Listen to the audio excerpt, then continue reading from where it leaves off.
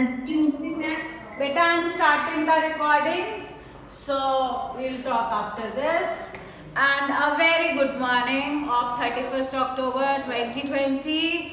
So children, we are going to start a very important chapter, transportation in animals and plants. What is that? Transportation तो बस का होता है, car से होता है. So what does the transportation mean? That something is moving from one place to another, right?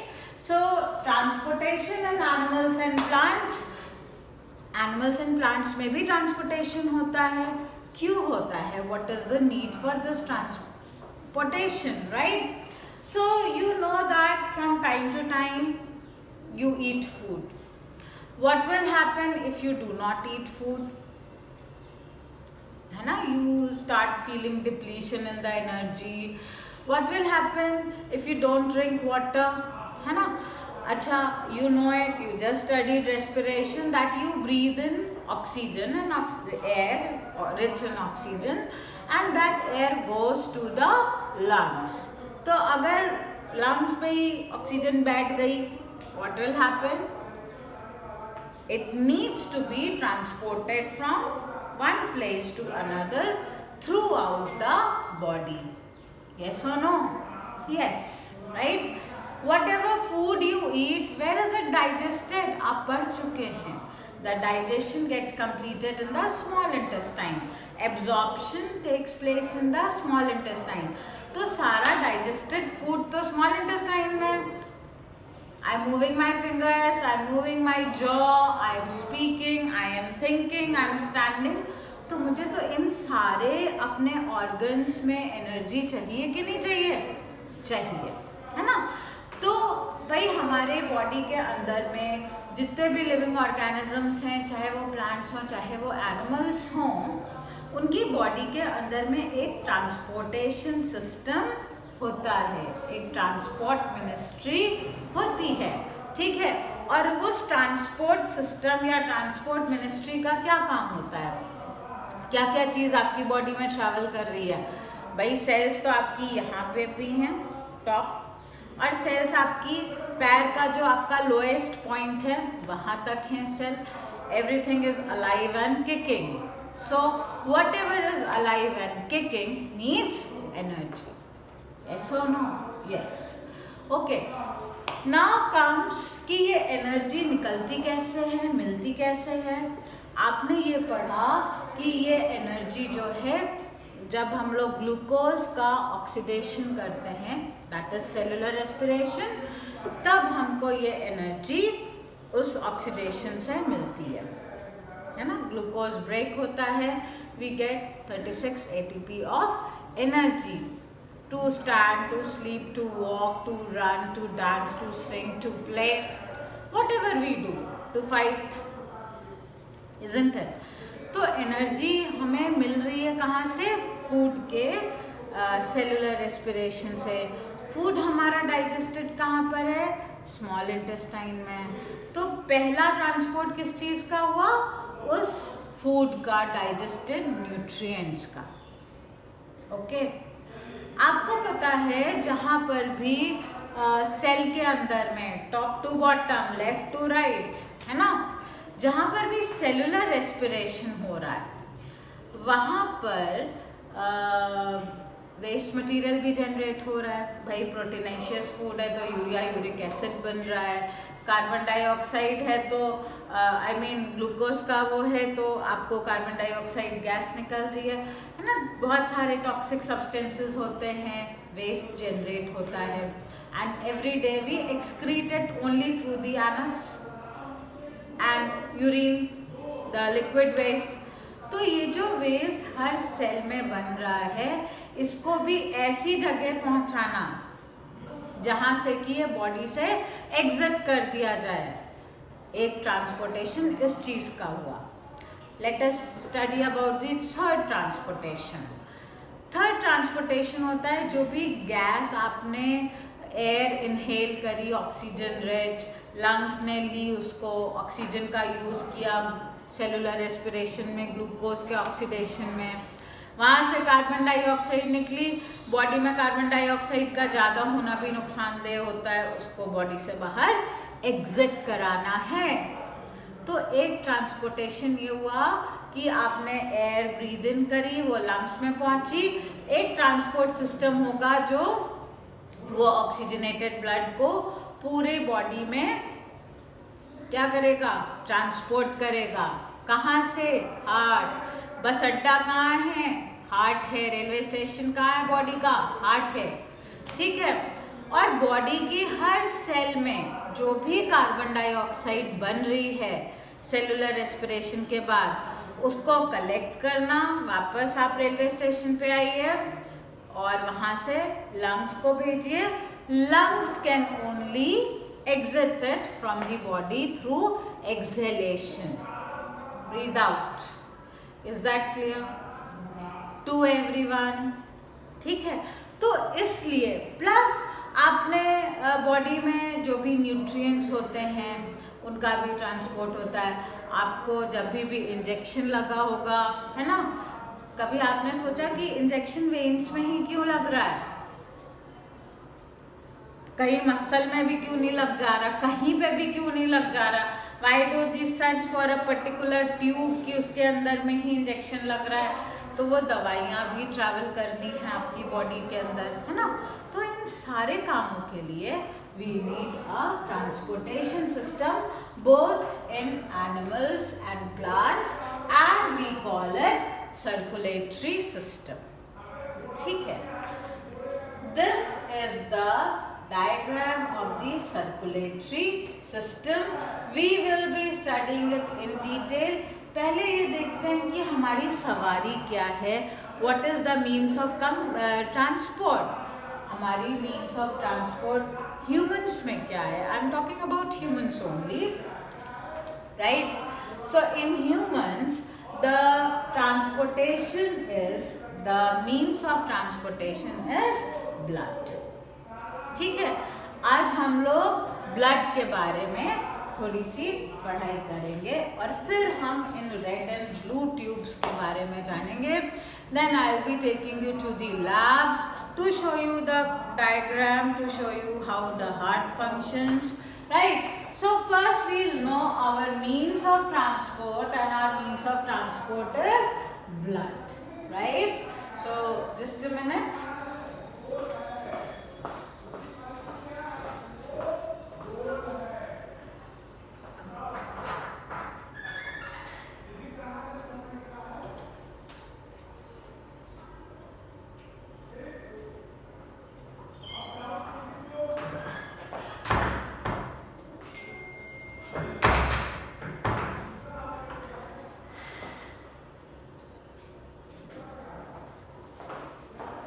Alright, I'm back. I hope you have thought about blood. अच्छा, everyone must have seen blood. कभी ना कभी आपको चोट तो लगी होगी. And you must have seen that the blood keeps on flowing till you stop it and you hold it for some time. The flow stops. ऐसा क्यों होता है हम आपको ये भी बताएंगे. We'll study all that in this chapter. So blood carries digested food, it carries oxygen and it also carries waste material to be removed from the body, right? Let us know more about blood. We know that blood is liquid and there are various kinds of cells which are in this suspended. There are many types of cells in the blood, but the fluid part of the blood is known as plasma. ठीक है। जो आपको आपके blood में sales तो नहीं दिखेंगी, हमें क्या दिखता है? हमें ब्लड सिर्फ एक फ्लूइड दिखता है, एक लिक्विड दिखता है. So what do we call that liquid? That liquid is actually plasma. What is that blood? That liquid fluid is known as plasma. And अभी हम सिर्फ ह्यूमंस की बात कर रहे हैं, आप अपना दिमाग कहीं और बिल्कुल मत दौड़ाइएगा. So let us study that the fluid is known as plasma, and then we have one type of cells, we call them red blood cells और रेड ब्लड कॉर्पसेल्स। कॉर्पसेल्स आप बड़े क्लासेस में पढ़ोगे, छोटे क्लासेस के लिए RBC, red blood cells is fine. They contain a red color pigment. It is known as hemoglobin. Heme is a Greek word which means it's red in color, blood. तो उस red colour का pigment जो होता है उसका नाम है haemoglobin. ये किस चीज से बनता है? ये बनता है हमारा आयरन से। किस चीज से बनता है? ये बनता है हमारा आयरन से। ठीक है, मैं आपको आगे चल के बताऊंगी कि आपकी बॉडी में आयरन का होना क्यों ज़रूरी है। If you have seen the cartoon पॉपाई the sailor man, तो उसके अंदर पावर आ जाती थी क्योंकि वो पालक खाता था and spinach is very rich in iron. Anyways, so haemoglobin होता है एंड हीमोग्लोबिन की क्या टेंडेंसी है कि हीमोग्लोबिन जैसे ही ऑक्सीजन को देखता है उससे चिपक जाता है। They are best friends. ठीक है, आप स्कूल आओगे अपने बेस्ट फ्रेंड को देखते ही you will want to sit with him, eat with him, go out with him और हर, है ना। तो हीमोग्लोबिन जैसे ही ऑक्सीजन को देखता है वो उससे चिपक जाता है एंड उसको वो हर जगह कैरी करता है। तो लंग्स में जब एयर आ रही है, lungs are richly supplied with blood capillaries, तो वो जो ऑक्सीजन है it binds with the haemoglobin and then it goes to the heart and to the whole body, right? So अगर हमारी ब्लड में हीमोग्लोबिन, आपने देखा है ना लोग ब्लड टेस्ट कराते हैं, बोलते हैं हीमोग्लोबिन लेवल क्या है। तो हीमोग्लोबिन लेवल अगर कम होता है तो वो लोग बेसिकली काफ़ी उनको थकान होती है, they are not so happy, they are irritating, they are irritated rather all the time, है ना। They are not so active and energetic also. क्यों? क्योंकि इनकी बॉडी में हीमोग्लोबिन कम है। जब हीमोग्लोबिन कम होगा तो ऑक्सीजन भी कम कैरी होगी। भाई ऑक्सीजन का कैरियर कौन है? ऑक्सीजन का कैरियर है हीमोग्लोबिन। तो जब आयरन की कमी है तो हीमोग्लोबिन की भी कमी हुई। हीमोग्लोबिन की कमी हुई तो कम ऑक्सीजन ही हर जगह पहुंचेगी। यस, एक्सक्यूज बेटा, हीमोग्लोबिन मैं इतनी देर से ही बता रही हूँ कि it is a red colour pigment. ठीक है, मैं पढ़ा लेती हूँ फिर हम लोग डिस्कस करेंगे। ठीक है, so this red colour pigment is known as haemoglobin and जब जितनी कम ऑक्सीजन सेल में पहुंचेगी उतनी ही कम एनर्जी रिलीज होगी। तो जब एनर्जी की डेफिशिएंसी है, कमी है, तो the person, how can the person be energetic and active? वो डल रहेगा, जल्दी थक जाएगा, है ना। That is why your haemoglobin level should be very good and you should eat food which is rich in iron. ठीक है, आगे हम लोग और भी पढ़ेंगे इसके बारे में। So oxygen is carried by hemoglobin and hemoglobin is a red color pigment and that is why the blood looks red in color. So if the question comes why does the blood looks red, it is because of the hemoglobin. ठीक है, next is white blood cells. तो आप सोचिए कि blood में किसकी quantity ज़्यादा है? हीमोग्लोबिन की। जितना ज़्यादा हीमोग्लोबिन होगा उतनी ज़्यादा ऑक्सीजन कैरी करेगा, ज़रूरत से ज़्यादा भी नुकसान कर जाता है। ठीक है, extremity of everything is harmful. Alright, so it should not be extreme, right. So what happens that maximum amount in the blood is of RBCs and then we have WBCs. What is the function of WBCs? White blood cells. जब भी हमारी body, ये हमारी immunity बढ़ाता है। ठीक है, whenever our body is under attack, body का मतलब क्या हुआ? सेल, है ना। आपको पता है कि the structural unit of our the structural unit of our body is a cell. तो जब हम बॉडी की बात कर रहे हैं, एक्चुअली किस लेवल पे काम हो रहा है? सेल के लेवल पे। ठीक है, तो जब बॉडी अंडर अटैक होती है जर्म्स के, मैं खड़ी थी, मेरे पास किसी ने छींक दिया, अगर मेरी बॉडी में WBC कम है तो मुझे जुकाम हो जाएगा। लेकिन अगर मेरा इम्यून सिस्टम स्ट्रांग है, I have good strong WBCs, they will fight the germs and मुझे इन्फेक्शन नहीं होगा। ठीक है, so that is the function of the WBC, that they fight against the germs that may enter our body, right?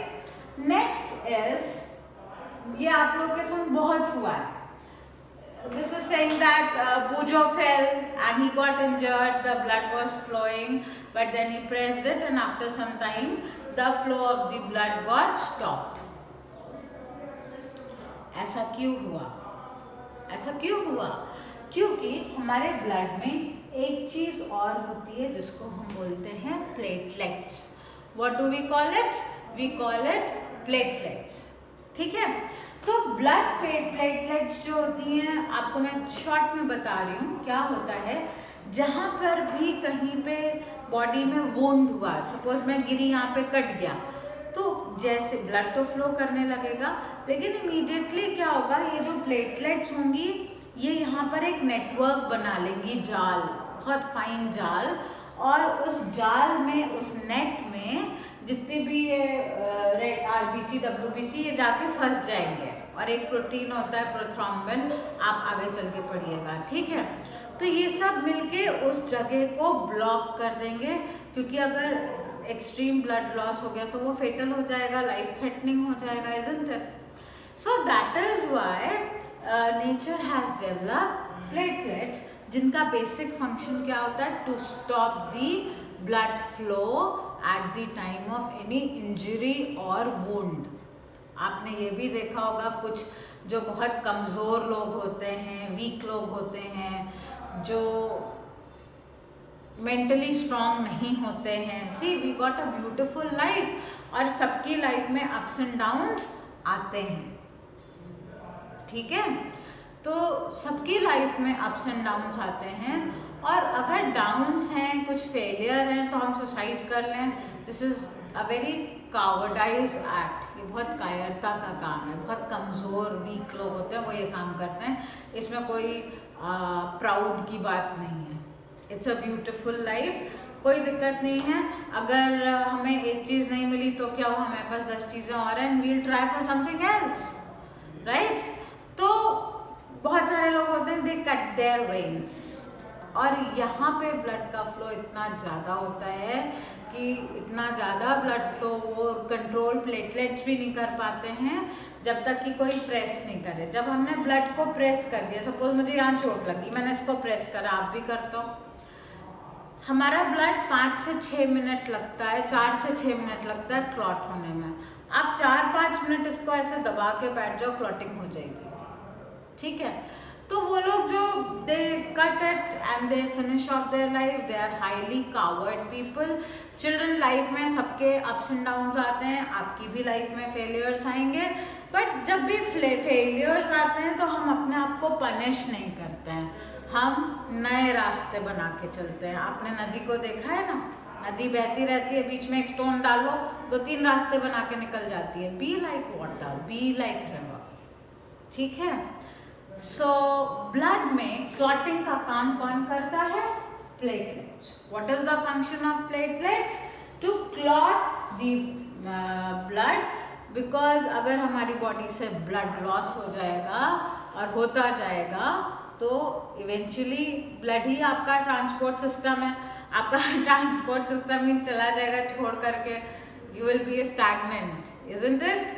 And you don't want to be stagnant, so be safe and keep a very good care of yourself. So these are the things our blood is made up of. The liquid part is known as plasma, red blood cells who carry the oxygen, white blood cells who fight with the germs, and platelets is our protector, because whenever we get an injury, platelets they stop the blood.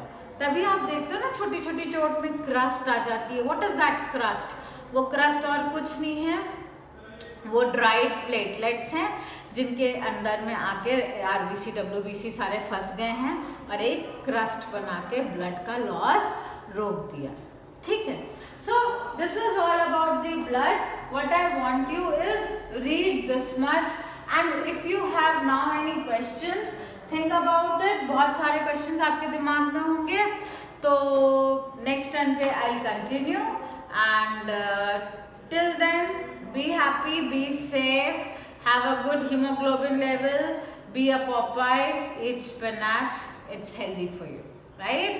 Apple, spinach, guava, these all are rich sources of iron, and iron is necessary for hemoglobin because it is hemoglobin that carries the oxygen in your body. So आपकी body का Mercedes क्या है, आपकी body का Jaguar क्या है, blood है या हीमोग्लोबिन है। तो अपनी गाड़ी का ख्याल रखिए and thank you very much.